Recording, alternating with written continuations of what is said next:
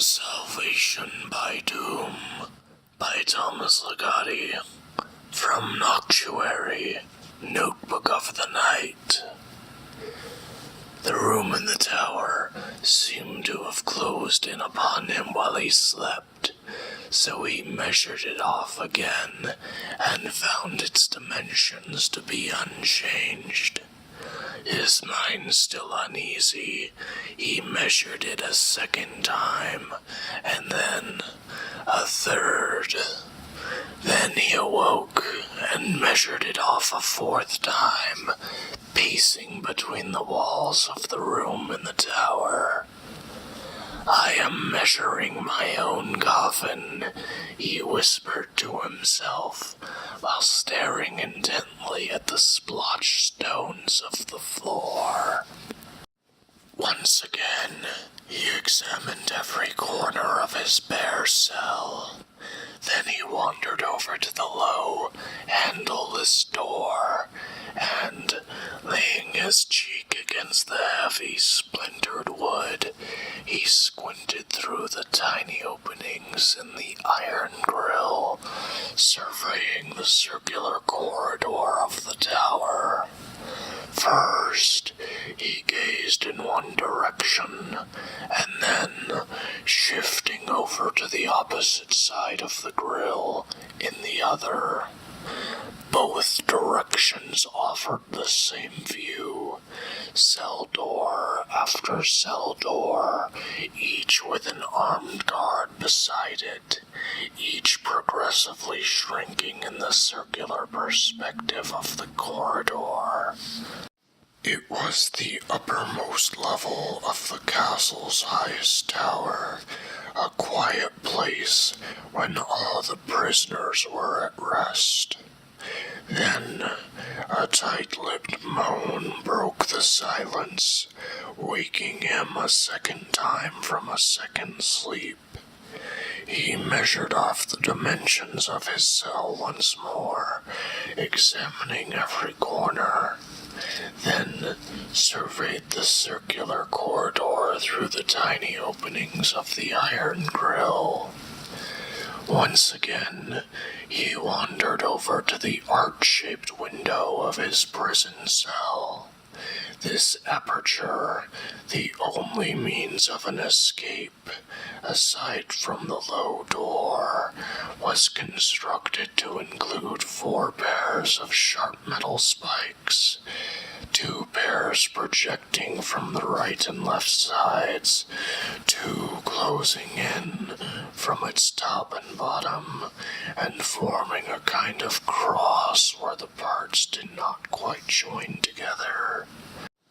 But these pointed impediments notwithstanding, there remained a perilous descent groundward. No means for securing either grip or foothold crucial for such a climb were offered by the castle's outer walls, nor was there any possibility of concealment, even during the darkest of the castle's watchful nights. Beyond the window was a view of sunlit mountains, blue sky, and rustling forest, a seemingly endless tableau of nature, which, in other circumstances, might have been considered sublime. In the present circumstances, the mountains and forests, perhaps the sky itself, seemed thick with human enemies and natural obstacles, making the mere dream of escape an impossibility. Someone was shaking him now, and he awoke. It was the dead of night.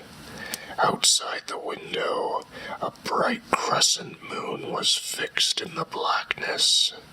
Within the room were 2 guards and a hooded figure holding a lamp. One of the guards pinned the dreamer to the floor, while the other reached underneath his ragged shirt, relieving him of a hidden weapon he had recently formed out of a fragment from one of the stone walls in the tower room. "Don't worry," the guard said. "We've been watching you." Then the hooded figure waved the lamp toward the doorway, and the prisoner was carried out, his feet dragging over the dark stones of the floor. From the room in the tower, they descended by means of countless stone staircases and long, torchlit passages to the deepest part of the castle, far underground. This area was a complex of vast chambers, each outfitted from its cold, earthen floor to its lofty, almost indiscernible ceiling, with a formidable array of devices. In addition to the incessant echoes of an icy seepage dripping from above, the only other distinguishable sound was the creaking of this incredible system of machinery, with the refrain now and then of an open-mouthed groan. His body was put in harness and hoisted so that the tips of his toes barely grazed the floor. The hooded figure, through a sequence of signals, directed the proceedings. During a lull in his agony, the prisoner once again tried to explain to his persecutors their error, that he was not who they thought he was, that he was suffering another man's punishment. "Are you certain of that?" asked the hooded figure, speaking in an almost kindly tone of voice, which he had never used before. At these words, a look of profound confusion appeared on the prisoner's face, one quite distinct from previous expressions of mere physical torment.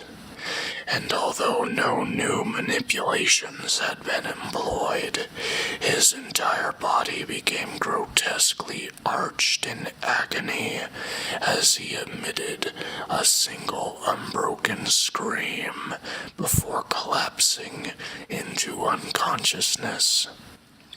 "Waken him," ordered the hooded figure. They tried, but his body still hung motionless from the ropes, hunched and twisting in its harness. He had already been revived for the last time, and his dreams of measurements and precise dimensions would no longer be disturbed, lost as they now were in a formless nonsense of nothingness.